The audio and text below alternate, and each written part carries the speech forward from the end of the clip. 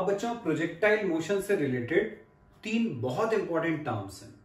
यदि projectile motion का कोई क्वेश्चन आया तो मान लो कि उनमें एक ना एक ये टर्म के बारे में जरूर पूछा जाएगा।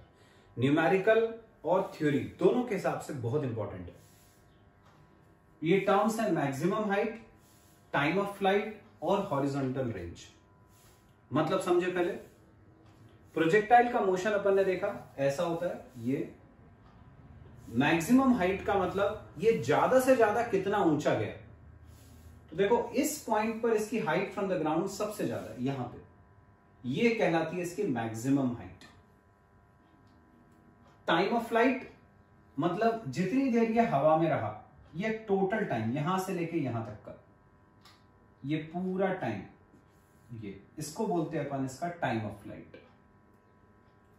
हॉरिजॉन्टल रेंज मतलब अपन ने इसको जहां से प्रोजेक्ट करा वो और जहां पर ये ग्राउंड पे गिरा वो, उन दोनों के बीच का हॉरिजॉन्टल डिस्टेंस। यहां से थ्रो करा, यहां गिरा, तो यहां से लेके यहां तक का ये जो टोटल डिस्टेंस है, इसको अपन बोलते हैं हॉरिजॉन्टल रेंज। तो हमें ये तीन के फॉर्मूले डिराइव करने, एक एक करके करेंगे। सबसे पहले लेते हैं मैक्सिमम हाइट। मैक्सिमम हाइट हमें ये कैलकुलेट करनी है, ये कैपिटल एच निकालना है। सबसे पहले तो हमें डिसाइड करना होगा कि कोई भी एक टर्म की वैल्यू निकालने के लिए हमें मोशन कौन सा लेना है, हॉरिजॉन्टल कि वर्टिकल। अब हाइट तो हमें दिख रहा है ऐसे में गेन करी जाती है, मतलब इसमें अपन को मोशन कौन सा लेना होगा, वर्टिकल मोशन। तो अपन पहले केस में लेते हैं vertical motion. Vertical motion, vertical motion लेते हुए हम लगाते हैं third equation. Third equation of motion अपन जानते हैं ये होती है, इस मैक्सिमम हाइट पे क्या होगा, एट मैक्सिमम हाइट। यदि हम यहां दो वेलोसिटी ले लें, मैक्सिमम हाइट पे फाइनल वेलोसिटी हॉरिजॉन्टल डायरेक्शन में vx और वर्टिकल डायरेक्शन में vy, तो तुम्हें दिख रहा है कि यहां पर आकर पार्टिकल और ऊपर नहीं जा रहा, आगे जरूर जा रहा है। यूं आया, आगे गया, पर और ऊपर नहीं गया। और ऊपर नहीं गया इसका मतलब क्या हुआ कि इस पॉइंट पर आकर उसकी जो फाइनल वर्टिकल वेलोसिटी है वो 0 हो गई, इसलिए और ऊपर नहीं जा पा रहा। मतलब मैक्सिमम हाइट पर जाकर उसकी फाइनल वर्टिकल वेलोसिटी 0 हो जाती है। अब अपन इस फॉर्मूले में वैल्यू रखते हैं, फाइनल वेलोसिटी 0, u की जगह पर इनिशियल वेलोसिटी, पर इनिशियल कौन सी, इन द वर्टिकल डायरेक्शन। अपन वर्टिकल मोशन ले रहे हैं, वर्टिकल डायरेक्शन में initial velocity u sin theta, तो u की जगह रखना है u sin थीटा, उसका स्क्वायर है तो u square sin square theta plus 2 into a, मतलब एक्सेलरेशन। जा कैसा रहा है प्रोजेक्टाइल, ऊपर, अपवर्ड डायरेक्शन, ऊपर की तरफ एक्सेलरेशन होता है -g, a की जगह रखा -g। s की जगह डिस्टेंस, यदि अपन मैक्सिमम हाइट निकाल रहे हैं तो डिस्टेंस कवर्ड हुआ यहां से यहां तक जाने में वर्टिकल डायरेक्शन में, ये पूरा h डिस्टेंस हो गया h। ये हो जाएगा प्लस माइनस -2gh, उसको इस तरफ ले आए तो यहां आ जाएगा 2gh equal to u square sine square theta. यहां से h की वैल्यू निकाल लेंगे, h आ गया u square sine square theta upon 2g, ये निकल आई मैक्सिमम हाइट। तो जो पहली टर्म अपन को निकालनी थी वो हमने कैलकुलेट कर ली। अब हमको चाहिए time of flight. Time of flight का मतलब मैंने बताया पूरे मोशन में लगा टाइम। तो अपन इसको दो पार्ट में निकालते हैं। पहले हम निकालते हैं यहां से ऊपर तक जाने का टाइम स्मॉल t, और फिर हमने पढ़ा था टाइम ऑफ असेंट और टाइम ऑफ डिसेंट बराबर होता है। तो ये जो ऊपर जाने का टाइम होगा उतना ही नीचे जाने का टाइम होगा। तो बस अपन को ऊपर जाने का टाइम आज पता चल जाए तो उसका डबल कर दे तो टोटल टाइम निकल जाएगा। तो अब अपन निकालते हैं time of flight. Time of flight ऊपर जा रहा है मतलब फिर अपन को अपवर्ड मोशन ही लेना है, वर्टिकल मोशन। अभी तक हमें हॉरिजॉन्टल की जरूरत नहीं पड़ी, फिर हमने लिया vertical motion. First equation of motion लगाई, v equal to u plus a t. पर मैक्सिमम हाइट पे final velocity 0, at maximum height v 0 हो गया, v की जगह रखा 0, u की जगह initial velocity in the vertical direction u sine theta, ये रख दिया। a की जगह एक्सेलरेशन अपवर्ड डायरेक्शन में -g, ये t, gt को इस तरफ ले आए तो gt हो गया u साइन थीटा, g को नीचे ले गए तो t की वैल्यू आ गई u sine theta by g। ये कौन सा टाइम हुआ? ये यहां से मैक्सिमम हाइट तक जाने का टाइम, उतना ही आने का होगा, तो टोटल टाइम हो जाएगा इसका डबल। देयरफॉर टोटल टाइम हुआ 2t, तो ये आ गया 2u sine theta by g। ये निकल आया अपना time of flight, total time. अब अपन को निकालना है last term, horizontal range. Horizontal range, horizontal range तुम्हें दिख रहा है यहां से यहां तक का हॉरिजॉन्टल डिस्टेंस है। क्योंकि हॉरिजॉन्टल डिस्टेंस है मतलब इस केस में अपन को यूज करना पड़ेगा हॉरिजॉन्टल मोशन, वर्टिकल इस बार काम नहीं आएगा। तो अब अपन लेते हैं हॉरिजॉन्टल मोशन। हॉरिजॉन्टल मोशन निकालना क्या हमें? डिस्टेंस। तो सेकेंड इक्वेशन ऑफ मोशन का यूज करते हैं, s is equal to u t plus half a t square. s की जगह पर डिस्टेंस ट्रेवल्ड r, u की जगह इनिशियल वेलोसिटी, डायरेक्शन हॉरिजॉन्टल ले रहे हैं, हॉरिजॉन्टल डायरेक्शन है u cos theta, horizontal direction में इनिशियल वेलोसिटी है u cos थीटा। t की जगह टाइम, यहां से यहां तक का टोटल डिस्टेंस ले रहे हैं अपन, और यहां से यहां तक जाने में टोटल टाइम लगा उसको कैपिटल टी, तो टी की जगह लेना है capital T, plus half a t square. लेकिन ए क्या होता है? एक्सेलरेशन। हम डायरेक्शन कैसा ले रहे हैं? हॉरिजॉन्टल। पहले भी कई बार बताया मैंने, हॉरिजॉन्टल डायरेक्शन में अर्थ का एक्सेलरेशन एक्ट नहीं करता, मतलब ये वाला पार्ट 0, ये पूरा 0 हो गया।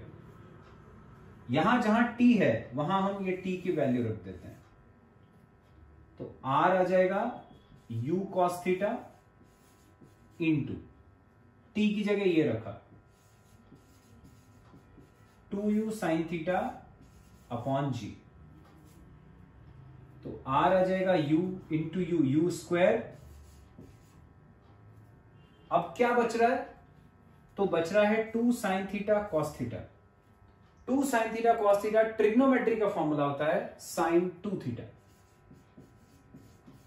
ये आ गया। तो ये आ गया बच्चों हॉरिजॉन्टल रेंज का formula, u square sin 2 theta by g. अब इससे अपन ये पता कर सकते हैं कि यदि मान लो अपन किसी स्टोन को थ्रो करना चाहते हैं ज्यादा से ज्यादा दूर, हम चाहते हैं कि वो बहुत दूर जाए, तो हम उसको किस एंगल पे फेंकें कि वो ज्यादा से ज्यादा दूर जाए। मतलब अपन उसको ग्राउंड के साथ 30 डिग्री के एंगल पे फेंकें कि 45 डिग्री पे फेंकें कि 60 डिग्री पे फेंकें, किस केस में वो ज्यादा से ज्यादा दूर जाएगा। मतलब रेंज की वैल्यू मैक्सिमम कब होगी अपन को ये पता करना है। तो यदि r की वैल्यू तुम देखो तो उसकी वैल्यू में sin 2 थीटा आ रहा है, मतलब r यदि तुम्हें ज्यादा से ज्यादा चाहिए तो sin 2 थीटा भी ज्यादा से ज्यादा होना चाहिए। फॉर r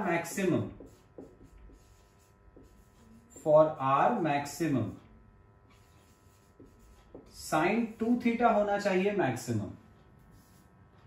अब sin 2 थीटा की मैक्सिमम वैल्यू साइन हो या कॉस हो, उनकी सबसे बड़ी वैल्यू 1 होती है। तो साइन 2 थीटा की मैक्सिमम वैल्यू 1 होगी। अब साइन की वैल्यू 1 कितने डिग्री पर होती है? 90 डिग्री पर। तो 2 थीटा हो गया 90 डिग्री। थीटा निकालेंगे तो 90/2 मतलब 45 डिग्री। तो थीटा हो गया 45 डिग्री। मतलब अपन को यह पता चल गया कि हम 30 पे, 45 या 60 पे फेंकें तो किस एंगल पे फेंकने पर प्रोजेक्टाइल सबसे ज्यादा दूर जाएगा? 45 डिग्री पे। अब हम यहां से आर मैक्सिमम निकाल लेते हैं। आर मैक्सिमम हमने निकाला, साइन 2 थीटा की जगह 1 रख दिया, ये 1 हो गया, बाकी बचा u square by g. u square by g. तो ये आ गया बच्चों मैक्सिमम हॉरिजॉन्टल रेंज। ये होती है सबसे ज्यादा, सबसे बड़ी वैल्यू हॉरिजॉन्टल रेंज की। नेक्स्ट टॉपिक है बच्चों relation between horizontal distance, vertical distance and horizontal range. तीनों का मतलब समझ ले पहले, फिर रिलेशन डिराइव करेंगे। सपोज जैसे हमने प्रोजेक्टाइल को फायर करा, ऐसे गया प्रोजेक्टाइल। हमने पढ़ा था ये जो पूरा डिस्टेंस है ये हॉरिजॉन्टल रेंज कहलाता है। ओ से प्रोजेक्टाइल के मोशन के किसी भी पॉइंट तक चला गया जो ये वर्टिकल डिस्टेंस है ये y, ये हॉरिजॉन्टल डिस्टेंस x, ये एंगल हमने मान लिया थीटा। हमें रिलेशन किस किस में चाहिए? Vertical distance y, horizontal distance x और रेंज r। इन तीनों में अपन को रिलेशन चाहिए। इसके लिए हम यूज करेंगे equation of projectile. Equation of projectile हमने डिराइव करी थी ऑब्लिक प्रोजेक्टाइल की इक्वेशन। वो थी y = x tan theta minus gx² upon 2u² cos² theta. ये थी इक्वेशन ऑफ प्रोजेक्टाइल। इस इक्वेशन में हम किसी तरह से y और x तो है, ये r लाना चाहते हैं। r यहां नहीं है, वो अपन को यहां लाना है। उसके लिए हम क्या करते हैं, जो सेकेंड वाली टर्म है इसमें हम tan थीटा से मल्टीप्लाई और tan थीटा से डिवाइड कर देते हैं। r लाना मेरी कोशिश है इस एक्सप्रेशन में कहीं।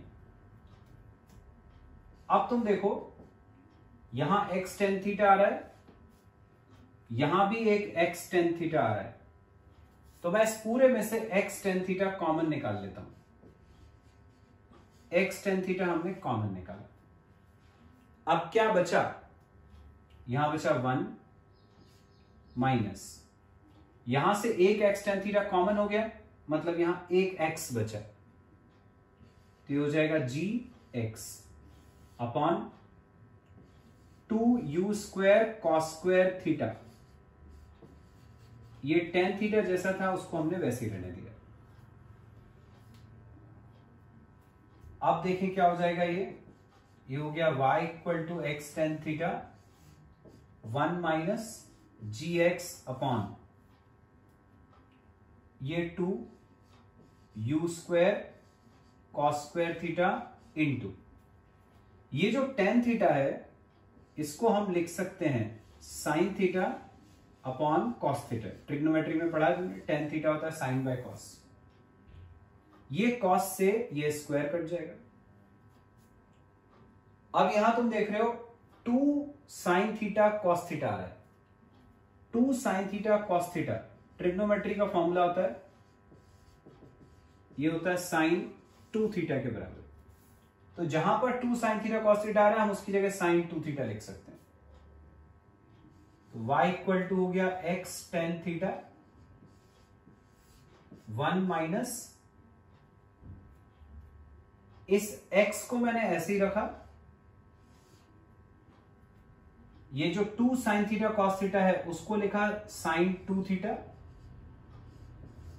नीचे का u² ऐसे ही है, जो यहां पे g था उसको मैं नीचे ले जा रहा हूं अपॉन g, ऐसे लिख लिया। ठीक है, ये वाले g को मैंने नीचे ले लिया और ये 2 साइन थीटा कॉस थीटा की जगह लिख लिया साइन 2 थीटा। अब देखो ये जो u square sine 2 theta by g आ गया नीचे पूरा, ये किसका फॉर्मूला है?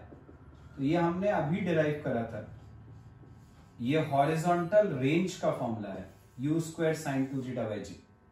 इसकी जगह अपन आर रख देते हैं। तो फाइनल एक्सप्रेशन क्या हो गया? y equal to x tan theta into bracket 1 minus x upon r, 1 minus x upon r. ये बन गया हमारा फाइनल एक्सप्रेशन। अब बच्चों इसके ऊपर बेस्ड क्वेश्चन कैसा आता है वो बताता हूं।